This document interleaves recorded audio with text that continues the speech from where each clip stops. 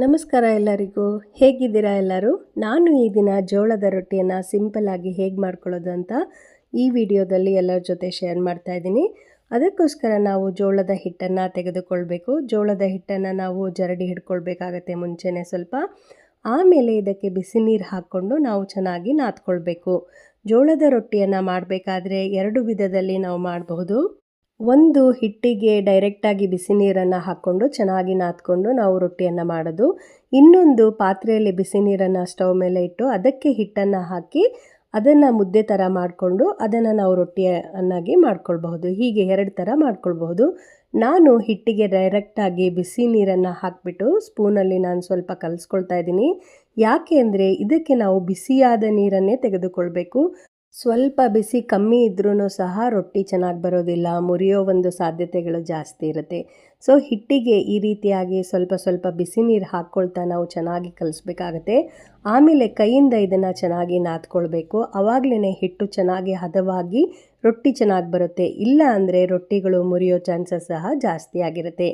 ಇಲ್ಲಿ ಬರೀ ನಾನು ಜೋಳದ ಹಿಟ್ಟನ್ನು ತೆಗೆದುಕೊಂಡಿದ್ದೀನಿ. ನೀವು ಸ್ವಲ್ಪ ಬೇಕು ಅಂದರೆ ಉಪ್ಪನ್ನು ಆ್ಯಡ್ ಮಾಡ್ಕೊಳ್ಬಹುದು. ಹೀಗೆ ನಾನು ಜಾಸ್ತಿ ಹಿಟ್ಟನ್ನು ತೆಗೆದುಕೊಂಡಿದ್ದೀನಿ, ಯಾಕಂದರೆ ಜಾಸ್ತಿ ರೊಟ್ಟಿಗಳು ಬೇಕು ಅಂತ. ಈ ಹಿಟ್ಟಿಗೆ ನಿಮಗೆ 13ರಿಂದ 15ವರೆಗೂ ರೊಟ್ಟಿಗಳು ಆಗುತ್ತೆ, ಚೆನ್ನಾಗಿ ದೊಡ್ಡ ರೊಟ್ಟಿಗಳು. ನಿಮಗೆ ಮೊದಲನೇದಾಗಿ ನೀವು ಟ್ರೈ ಮಾಡ್ತಾ ಇದ್ದೀರಾ ಜೋಳದ ರೊಟ್ಟಿ ಅಂತ ಹೇಳಿದ್ರೆ ಸ್ವಲ್ಪ ಸ್ವಲ್ಪನೇ ಹಿಟ್ಟು ತೊಗೊಳ್ಳಿ. ಅಂದರೆ ಒಂದು 3-4 ಆಗೋ ಥರ ಜೋಳದ ರೊಟ್ಟಿಗಳು ಅಷ್ಟೇ ಹಿಟ್ಟನ್ನು ತೆಗೆದುಕೊಂಡು ಸ್ವಲ್ಪ ನೀರು ಹಾಕ್ಕೊಂಡು ನೀವು ನಾದ್ಕೊಳ್ಬೇಕಾಗತ್ತೆ. ಬಿಸಿ ಇರುತ್ತೆ ಸ್ವಲ್ಪ, ಸೊ ಹುಷಾರಾಗಿ ನಾದ್ಕೊಳ್ಳಿ. ಬಿಸಿ ಬಿಸಿಯಾಗಿ ಕೈಗೆ ತಾಗುತ್ತೆ. ಇದು ಒಂದು ನೀರಿಂದು ಜಳ ಇರಬಹುದು, ಆಮೇಲೆ ಹಿಟ್ಟೂ ಸಹ ಬಿಸಿ ಆಗುತ್ತೆ. ಸೊ ಸ್ವಲ್ಪ ಸ್ವಲ್ಪನೇ ನಾದ್ಕೊಂಡು ಸ್ವಲ್ಪ ನೀವು ತಣ್ಣೀರನ್ನು ಸಹ ಹಾಕ್ಕೊಳ್ಬಹುದು ಅದಕ್ಕೆ ಅಂತ. ಆದರೆ ಜಾಸ್ತಿ ತಣ್ಣೀರನ್ನು ಯೂಸ್ ಮಾಡಬಾರ್ದು. ಬಿಸಿ ನೀರೇ ಇದಕ್ಕೆ ಚೆನ್ನಾಗಿ ಹಾಕಿಬಿಟ್ಟು ನಾವು ನಾದ್ಕೊಳ್ಬೇಕು.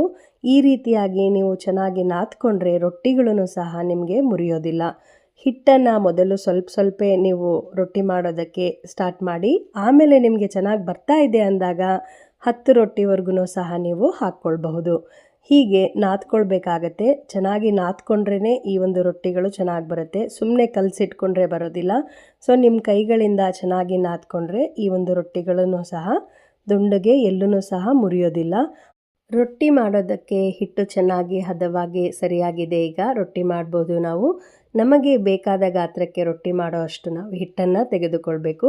ಸೊ ಹಿಟ್ಟನ್ನು ತೆಗೆದುಕೊಳ್ಳುವ ಮುಂಚೆನೇ ನಾವು ಹೆಂಚನ್ನು ಇಟ್ಬಿಟ್ರೆ ರೊಟ್ಟಿ ಆದಮೇಲೆ ನಾವು ಅದ್ರ ಮೇಲೆ ಹಾಕಿ ಸುಟ್ಕೊಳ್ಬಹುದು. ಸೊ ಬಿಸಿಯಾದ ಹೆಂಚು ಕಾದ ಮೇಲೇ ನೀವು ರೊಟ್ಟಿಯನ್ನು ಹಾಕಬೇಕು.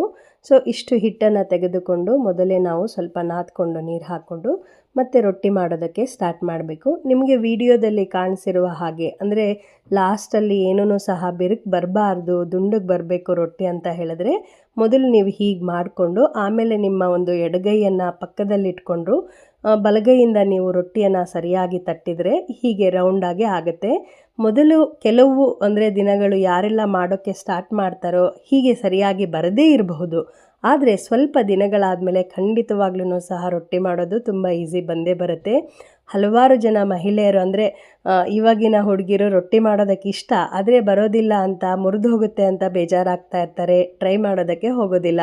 ಬಟ್ ನೀವು ಟ್ರೈ ಮಾಡಿ ಕೆಲವು ದಿನಗಳಾದಮೇಲೆ ಅದು ತುಂಬ ಸುಲಭ ಅನಿಸುತ್ತೆ ನಿಮಗೆ. ಆಮೇಲೆ ರೊಟ್ಟಿ ಮಾಡೋದು ಹೇಗೆ ಅಂದರೆ ಅದು ಮಾಡ್ತಾ ಮಾಡ್ತಾ ನಿಮ್ಗೆ ಚೆನ್ನಾಗಿ ಬರುತ್ತೆ. ಒಂದೇ 2 ಸರಿ 3 ಸರಿಯಿಂದನೇ ನಿಮಗೆ ಸರಿಯಾಗಿ ಬರೋದಿಲ್ಲ ಆ್ಯಕ್ಚುಲಿ. ಈ ರೀತಿಯಾಗಿ ನಿಮಗೆ ಬೇಕಾದ ಒಂದು ಗಾತ್ರಕ್ಕೆ ದೊಡ್ಡದು ಬೇಕು ಅಂದರೆ ನೀವು ದೊಡ್ಡದಾಗಿ ಮಾಡ್ಕೊಳ್ಬಹುದು. ಇಲ್ಲ ನಮಗೆ ಚಿಕ್ಕದಾಗೆ ರೊಟ್ಟಿ ಇಷ್ಟ ಆಗುತ್ತೆ ಅಂದರೆ ಚಿಕ್ಕದಾಗೂ ಸಹ ಮಾಡ್ಕೊಳ್ಬೋದು. ಆಮೇಲೆ ತೆಳುವಾಗೂ ಸಹ ರೊಟ್ಟಿ ನೀವು ತುಂಬ ತೆಳ್ಳಗೂ ಸಹ ತಟ್ಬೋದು, ಏನೂ ಆಗೋದಿಲ್ಲ. ಸ್ವಲ್ಪ ದಪ್ಪ ಇದ್ರೂ ಸಹ ಓಕೆ. ಯಾಕೆ ಅಂದರೆ ತೆಳ್ಳಗಿದ್ರೆ 3-4 ರೊಟ್ಟಿಗಳನ್ನು ತಿನ್ಬೇಕನ್ಸುತ್ತೆ, ಹೊಟ್ಟೆ ತುಂಬೋದಿಲ್ಲ ಅಂತ. ಸೊ ಸ್ವಲ್ಪ ಮೀಡಿಯಮ್ ಆಗಿ ತೆಳುವಾಗಿದ್ದರೆ ಚೆನ್ನಾಗಿರುತ್ತೆ ಊಟ ಮಾಡೋದಕ್ಕೂ ಸಹ. ಈ ರೀತಿಯಾಗಿ ಕೈಯಿಂದ ನಾವು ಚೆನ್ನಾಗಿ ತಟ್ಟಿ ರೊಟ್ಟಿಯನ್ನು ಮಾಡಬಹುದು. ಕೆಲವೊಬ್ಬರು ಏನು ಮಾಡ್ತಾರೆ, ಲತ್ತುಣಿಕೆಯನ್ನು ಸಹ ಯೂಸ್ ಮಾಡ್ತಾರೆ. ಚಪಾತಿ ಮಾಡುವ ಒಂದು ಸ್ಟಿಕ್ಕನ್ನು ಅದನ್ನು ಸಹ ಯೂಸ್ ಮಾಡ್ತಾರೆ. ಅದನ್ನು ಯೂಸ್ ಮಾಡಿದ್ರೂ ಸಹ 1-2 ಸರಿ ನಾವು ರೊಟ್ಟಿಯನ್ನು ತಟ್ಟಿದರೆ ಯಾವಾಗಲೂ ಸಹ ದೊಡ್ಡವ್ರು ಹೇಳ್ತಾರೆ ಮನೆಯಲ್ಲಿ ರೊಟ್ಟಿಯನ್ನು ತಟ್ಟೆ ಊಟ ಮಾಡಬೇಕು. ಅದು ಸರಿಯಾಗಿ ಅರಗುತ್ತೆ, ನಮ್ಮ ದೇಹದಲ್ಲಿ ಜೀರ್ಣಕ್ರಿಯೆ ಚೆನ್ನಾಗಿ ಆಗುತ್ತೆ ಅನ್ನೋದಕ್ಕೆ ರೊಟ್ಟಿ ತಟ್ಟೆ ಊಟ ಮಾಡಬೇಕು ಅಂತ ಹೇಳ್ತಿರ್ತಾರೆ. ಸೊ ಈ ರೀತಿಯಾಗಿ ಕೈಯಿಂದನೇ ನೀವು ರೊಟ್ಟಿಯನ್ನು ಮಾಡ್ಕೊಳ್ಬಹುದು. ಸಿಂಪಲ್ಲಾಗಿ ಈ ಒಂದು ಮೆಥಡಲ್ಲಿ ನಾನು ನಿಮ್ಮ ಹತ್ರ ಶೇರ್ ಮಾಡ್ತಾ ಇದ್ದೀನಿ. ಇದ್ರ ಜೊತೆಗೆ ಇನ್ನೂ ಒಂದು ಮುದ್ದೆ ಮಾಡಿಕೊಂಡು, ಅಂದರೆ ಪಾತ್ರೆಯಲ್ಲಿ ನೀರಿಟ್ಕೊಂಡು ಅದನ್ನು ಸಹ ಶೇರ್ ಮಾಡ್ತೀನಿ ಯಾವಾಗಲಾದರೂ. ಇದು ಮೊದಲು ಯಾರು ಸ್ಟಾರ್ಟ್ ಮಾಡ್ತಾರೋ ಅವರಿಗೆ ತುಂಬ ಈಸಿ. ಈ ಒಂದು ಹಿಟ್ಟಿನಲ್ಲಿ ಬಿಸಿ ಬಿಸಿಯಾದ ನೀರನ್ನು ಹಾಕ್ಕೊಂಡು ನಾವು ಕೈಯಿಂದನೇ ನಾದ್ಬಿಟ್ಟು ಚೆನ್ನಾಗಿ ರೊಟ್ಟಿಯನ್ನು ಮಾಡ್ಕೊಳ್ಳೋದು. ಜೋಳದ ರೊಟ್ಟಿ ಮಾಡ್ಕೊಳ್ಬೇಕಾದ್ರೆ ಮುಖ್ಯವಾಗಿ ಹಿಟ್ಟು ನುಣ್ಣಗೆ ಹಾಕಿಸ್ಬೇಕು ನಾವು. ಜೋಳದ ಹಿಟ್ಟು ನುಣ್ಣಗಿದ್ರೆ ರೊಟ್ಟಿ ತುಂಬ ಚೆನ್ನಾಗಿ ಬರುತ್ತೆ.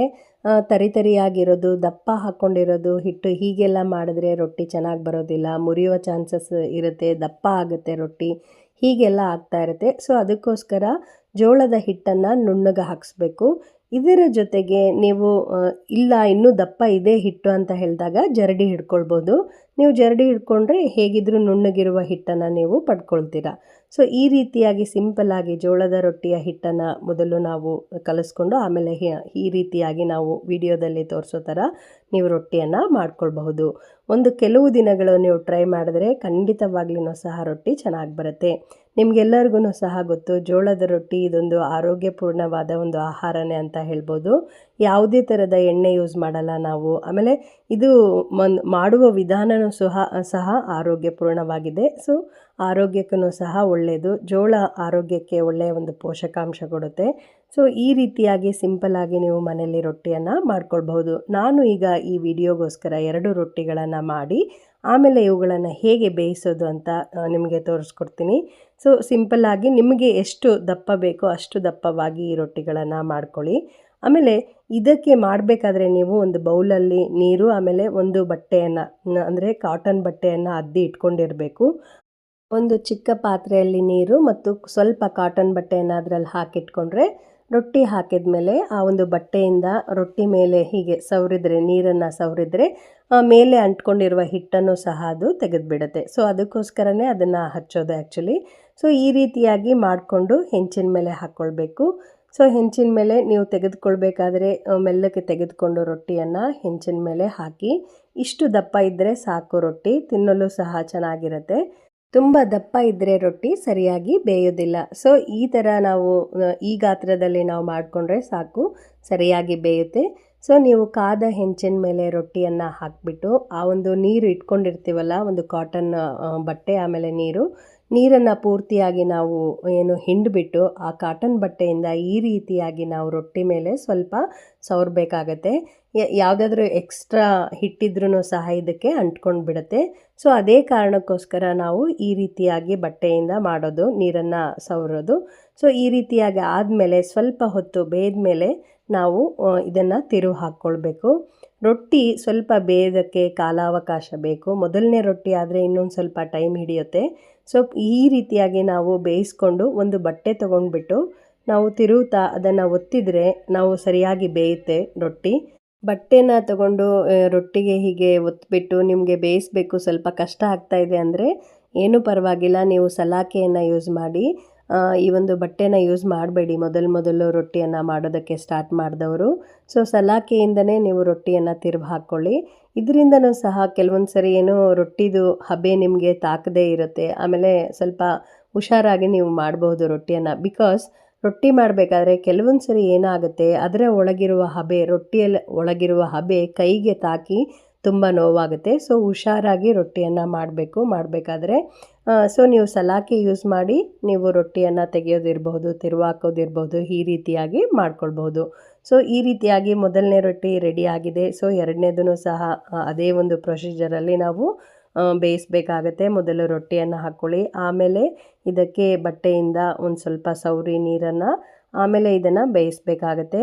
ರೊಟ್ಟಿ ಮಾಡಬೇಕಾದ್ರೆ ಮುಖ್ಯವಾಗಿ ಹಿಟ್ಟು ಸರಿಯಾಗಿದ್ದರೆ ರೊಟ್ಟಿಗಳು ಚೆನ್ನಾಗಿ ಬರುತ್ತೆ. ಆಮೇಲೆ ಬಿಸಿ ನೀರನ್ನು ಇದಕ್ಕೆ ಯೂಸ್ ಮಾಡಬೇಕು. ಈ 2 ಅಂಶಗಳನ್ನು ನೆನಪಿಟ್ಕೊಂಡಿದ್ರೆ ರೊಟ್ಟಿ ತುಂಬ ಚೆನ್ನಾಗಿ ಬರುತ್ತೆ. ಮೊದಲನೇದಾಗಿ ಕೆಲವೊಂದು ಸರಿ ರೊಟ್ಟಿ ದೊಡ್ಡದಾಗಿ ಬರೋದಿಲ್ಲ, ಚಿಕ್ಕದಾಗೆ ಬರುತ್ತೆ. ನೀವು ಮಾಡ್ತಾ ಹೋದಾಗ ಪ್ರಾರಂಭ ಮಾಡಿದವರು, ಮೊದಲು ಸ್ಟಾರ್ಟ್ ಮಾಡಿದವರಿಗೆ ಒಂದೇ ಸರಿ ದೊಡ್ಡ ರೊಟ್ಟಿ ಮಾಡೋದಕ್ಕೆ ಆಗೋದಿಲ್ಲ. ಸೊ ಚಿಕ್ಕ ಒಂದು ಗಾತ್ರದ ರೊಟ್ಟಿಗಳನ್ನು ಮೊದಲು ಸ್ಟಾರ್ಟ್ ಮಾಡಿ, ಆಮೇಲೆ ಅದು ಗಾತ್ರದಲ್ಲಿ ನೀವು ವ್ಯತ್ಯಾಸ ಮಾಡ್ಕೊಳ್ಬಹುದು. ನಿಮಗೆ ಎಷ್ಟು ಬೇಕೋ ಅಷ್ಟು ದೊಡ್ಡದಾಗಿ ರೊಟ್ಟಿಯನ್ನು ಹೆಂಚು ಪೂರ್ತಿ ತುಂಬೋ ಥರನೂ ಸಹ ರೊಟ್ಟಿ ಮಾಡ್ತಾರೆ. ದೊಡ್ಡ ದೊಡ್ಡ ರೊಟ್ಟಿಗಳನ್ನು ಸಹ ಮಾಡಬಹುದು. ಮಾಡ್ತಾ ಮಾಡ್ತಾ ರೊಟ್ಟಿಯ ಒಂದು ಅಗಲನೂ ಸಹ ನಾವು ಜಾಸ್ತಿ ಮಾಡ್ಕೊಳ್ಬೋದು. ಸ್ವಲ್ಪ ದಿನಗಳು ಹಿಡಿಯುತ್ತೆ, ಬಟ್ ರೊಟ್ಟಿ ಮಾಡೋದೂ ಸಹ ತುಂಬ ಈಸಿ. ಕೆಲವೊಬ್ಬರು ರೊಟ್ಟಿ ಮಾಡೋದು ತುಂಬ ಟಫ್ ಇರುತ್ತೆ, ನಮಗೆ ಬರೋದಿಲ್ಲ, ಎಷ್ಟು ಟ್ರೈ ಮಾಡ್ತಾ ಇದ್ದೀವಿ ಅಂತ ಹೇಳ್ತಾರೆ. ಸೊ ಈ ರೀತಿಯಾಗಿ ಸಿಂಪಲ್ಲಾಗಿ ಮನೆಯಲ್ಲಿ ಜೋಳದ ಹಿಟ್ಟನ್ನು ಯೂಸ್ ಮಾಡಿಕೊಂಡು ಜೋಳದ ರೊಟ್ಟಿಯನ್ನು ನೀವೂ ಸಹ ತಯಾರು ಮಾಡಿ. ಆಮೇಲೆ ರೊಟ್ಟಿ ಮಾಡಬೇಕಾದ್ರೆ ಹುಷಾರು, ಕೆಲವೊಂದು ಸರಿ ಈ ಒಂದು ರೊಟ್ಟಿಯಲ್ಲಿರುವ ಹಬೆ ಏನಾಗುತ್ತೆ ಕೈಗೆ ತಾಕಿ ಸ್ವಲ್ಪ ನೋವಾಗುತ್ತೆ. ಸೊ ಅದಕ್ಕೋಸ್ಕರ ನೀವು ಸಲಾಕೆಯನ್ನೇ ಯೂಸ್ ಮಾಡಿಕೊಂಡು ತಿರುವು ಹಾಕ್ಕೊಳ್ಳಿ ಸ್ವಲ್ಪ ದಿನವರೆಗೆ, ಆಮೇಲೆ ಕೈಯಿಂದ ನೀವು ಮಾಡಬಹುದು ಆರಾಮಾಗಿ. ಸೊ ಈ ರೀತಿಯಾಗಿ ರೊಟ್ಟಿ ಬಂದಿದೆ. ನಾನು ಸ್ವಲ್ಪ ಚಿಕ್ಕದ ಗಾತ್ರದಲ್ಲೇ ಮಾಡಿದ್ದೀನಿ ವಿಡಿಯೋದಲ್ಲಿ ಸರಿಯಾಗಿ ಕಾಣಿಸ್ಲಿ ಅಂತ. ರೊಟ್ಟಿ ಜೊತೆಗೆ ನೀವು ಯಾವುದಾದರೂ ಪಲ್ಯನ, ತರಕಾರಿ ಪಲ್ಯನ ಊಟ ಮಾಡಬಹುದು. ಆಮೇಲೆ ನಾನಿಲ್ಲಿ ವಿಡಿಯೋದಲ್ಲಿ ತೋರಿಸ್ತಾ ಇದ್ದೀನಿ ಶೇಂಗಾ ಪುಡಿ ಇದೆ, ಅದ್ರ ಜೊತೆಗೆ ಇದಕ್ಕೆ ತುಪ್ಪ ಅಥವಾ ಮೊಸರನ್ನು ಹಾಕ್ಕೊಂಡು ಸಹ ಊಟ ಮಾಡ್ಬೋದು ಶೇಂಗಾ ಪುಡಿಗೆ. ಸೊ ಈ ರೀತಿಯಾಗಿ ಸಿಂಪಲ್ಲಾಗಿ ರೊಟ್ಟಿಯನ್ನು ಮಾಡ್ಕೊಳ್ಳಿ ಮನೆಯಲ್ಲಿ. ನೀವು ಟ್ರೈ ಮಾಡಿ ಹೇಗೆ ಬಂತು ಅಂತ ಕಮೆಂಟ್ ಮೂಲಕ ತಿಳಿಸಿ. ಮತ್ತೆ ಮುಂದಿನ ಸತಿ ಒಳ್ಳೆ ವಿಡಿಯೋ ಜೊತೆ ನಿಮ್ಮ ಮುಂದೆ ಇರ್ತೀನಿ. ಅಲ್ಲಿವರೆಗೂ ಧನ್ಯವಾದಗಳು. Thank you for watching.